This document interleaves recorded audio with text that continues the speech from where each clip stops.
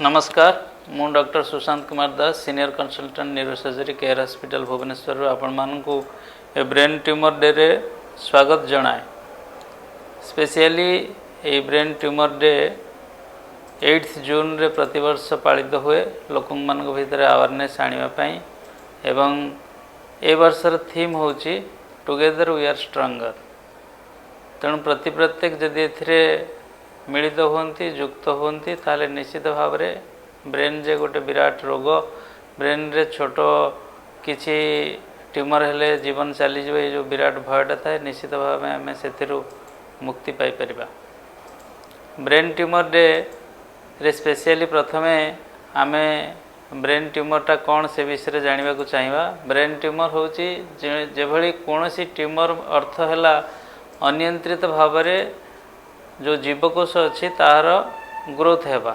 Cell अच्छी बॉडीर individual unit होची cell बा जीवकोश सेटा जदि अनियंत्रित भाव में तार ग्रोथ हुए ताकू ट्यूमर कहा जाए। तो सेटा कोनोसी पार्ट रे हेई पारे जदि ब्रेन रो जहा सेल अच्छी बा कवरिंग्स अच्छी तार जदि से भली भाव में अनियंत्रित ग्रोथ हुए ताकू ट्यूमर कहा जाए। जनरल भाव में ट्यूमरटा बिनाइन बा मालिग्नांट हो पारे किछि ग्रोथ नियंत्रित भाव में हुए किंतु अनियंत्रित हुए जदिओ किंतु स्लो ग्रोइंग हुए धीरे धीरे बढ़े एवं आउ किछि ग्रोथ बहुत स्पीड रे हुए ताकू मालिग्नांट बा कैंसरस लीजन आमे कहू। यार जदि सिम्पटम आमे देखिबा कॉमनली हेडेक हुए बहुत समय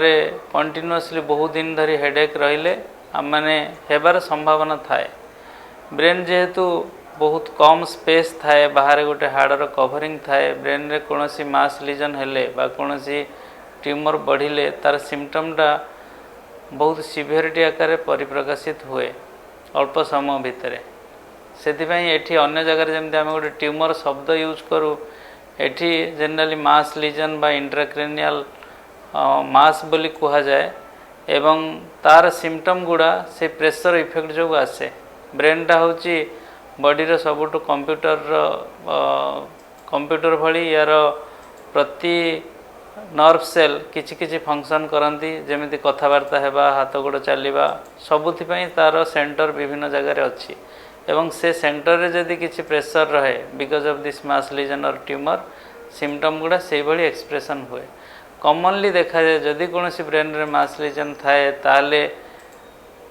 कंटिन्यूअस हेडेक हेबा बा बांती लगे बा वोमिटिंग हेबा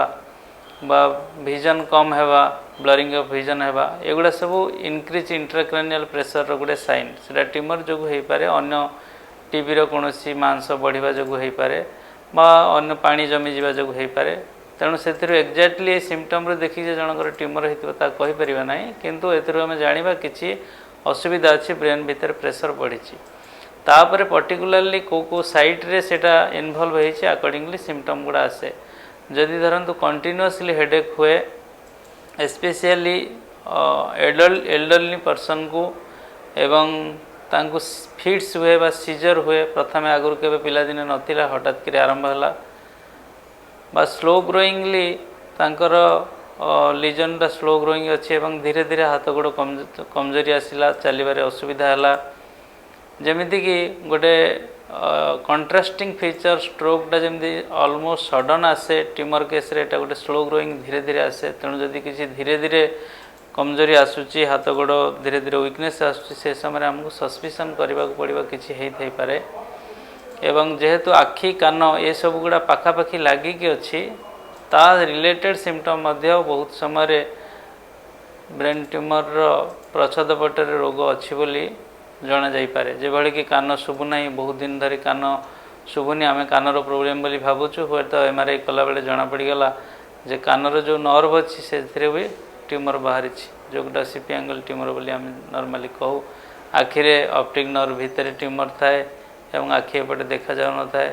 तेणु ये भाव में सिम्पटम गुड़ा अकॉर्डिंगली जो जो नर्व गुड़ा अच्छी आम बॉडी रे जमी 12 क्रानियल नर्व अच्छी कथा कहबारे क्या असुविधा है पानी पीले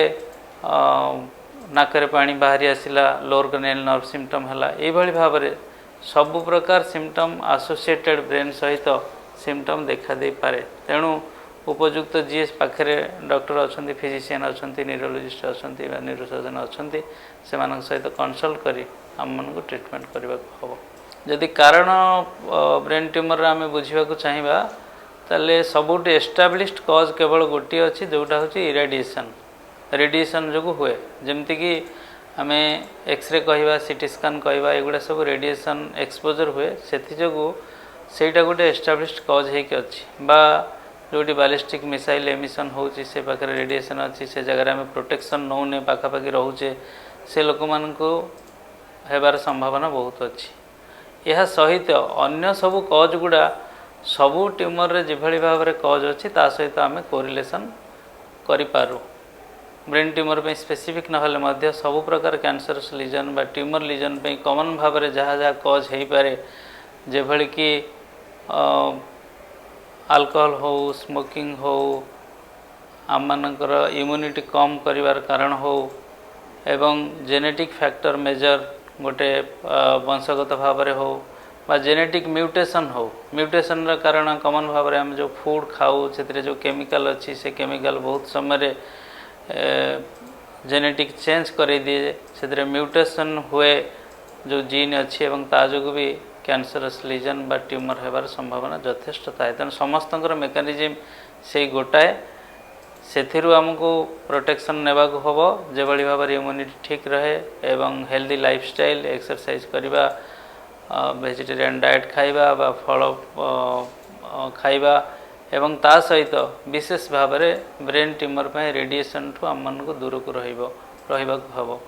विशेष भाव में आम मैंने पेसेंट हिसाब रे डॉक्टर को अनुरोध करूँ कि जे आमर एक्सरेटा कर दि जाऊ, सीटी स्कानटा कर दि जाऊ। तो से जिते डॉक्टर भावती कि सीटी स्कान एक्सरे हो नीडेड से आम मैंने से एडवाइस को नहीं करवा उचित। अଯଥା तांको प्रेशर पकेवा उचित नुह जेहेतु एटार विभिन्न प्रकार ब्रेन ट्यूमर सहित ल्यूकेमिया अन्य प्रकार डिजीज कैंसरस लीजन या जो हुए से आम को सतर्क होगा हम। एबे जदि आम तार इन्वेस्टिगेशन आड़ को जीवा कि भाव में तार परीक्षा करा जाए, निरूपण करा जाए ताहले सर्वप्रथमे जनरली सिम्पटम नहीं कि आसिले कॉमनली अवेलेबल थाए सीटी स्कान। सीटी स्कान रे गोटे आइडिया हो जाए जे हाँ ट्यूमरटा यही जगह अच्छी, किंतु ताको डिटेल स्ट्रक्चर जानिबा को हेले आम मान को एमआरआई करबा हुए एवं से कंट्रास्ट इंजेक्शन जनरली देवा को पड़े। कंट्रास्ट इंजेक्शन देला परे एक्जाक्टली तार नेचर आउ को जगार केते एक्सटेंशन होइके अच्छी सेटा जानी हुए तो सर्जरी पे आम मान को सुविधा हुए सर्जिकल एस्पेक्ट्रु एवं लीजन को किसी आसेस करने को जे एटा बिनाइन हो पारे कि मालिग्नांट हो पारे कौन तार नेचर केमती कौन टी आसेस करने को सहज हुए। ता सहित अन्य इन्वेस्टिगेशन भी करने को पड़े। नॉर्मली गोटे सर्जरी पे जहाँ जहाँ फिटनेस पे हार्ट तरफ हो तांगर लंग्स तरफ हो निजर ब्लड पैरामीटर केमती अच्छी से सब चिकित्सा करने को हुए। एवं सबुठु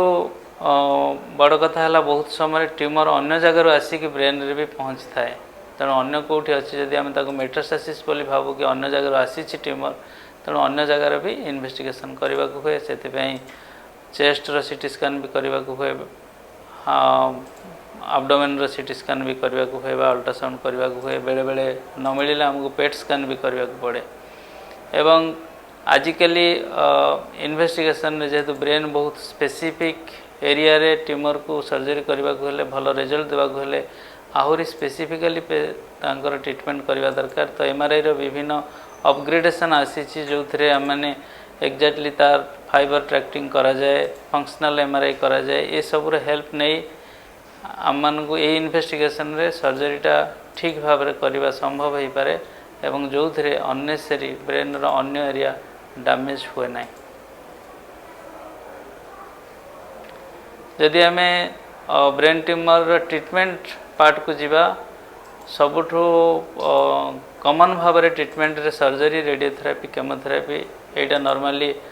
ट्रीटमेंट हिसाब से काउंट करा जाए एवं सर्जिकल रोलटा सब बेले प्रथम रहे यही दृष्टि जे आम ट्यूमरटा को मैक्सिमम बाहर करें एवं द्वितीय जहाँ जो मांसटा बाहर ताकू आम परीक्षा बायोप्सी पठे पारू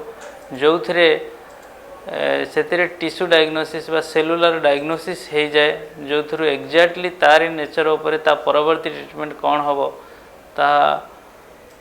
निरूपण हो पारे जेभली कि जदि से गोटे कैंसरस लीजन अच्छी ताको रेडिएशन देवा पड़ो एवं कौ प्रकार कौ ग्रेड्र कैंसरस लीजन अच्छी कौ जगार अच्छी केते डोज रे दिया जिवो बा तापर केमोथेरापी कौन दिया जिवो ए सबू ताकू नहीं कि डिसाइड करा जाए से सर्जिकल ऑप्शन कथा सब बेले प्रथम चिंता करा जाए किंतु केते गुड़े सिचुएशन अच्छी बहुत छोट ट्यूमर अच्छी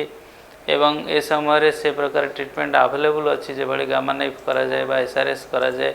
बहुत छोट लीजन अच्छी 2 सेंटीमीटर टू कम अच्छी बिनाइन लीजन अच्छी से सब कंडीशन रे माने सेटा विदाउट ब्लेडलेस सर्जरी बा करा जाए सेटा को गामा नाइफ कहा जाए जो थे कौन सी इनसिजन न दे कि भी से सर्जरी करें तेणु यही मोडालिटीर ट्रीटमेंट को नहीं सफल भाव में विभिन्न फॉलोअप करिवार भितर दे ही मैक्सिमम रिजल्ट आमे पाई पार।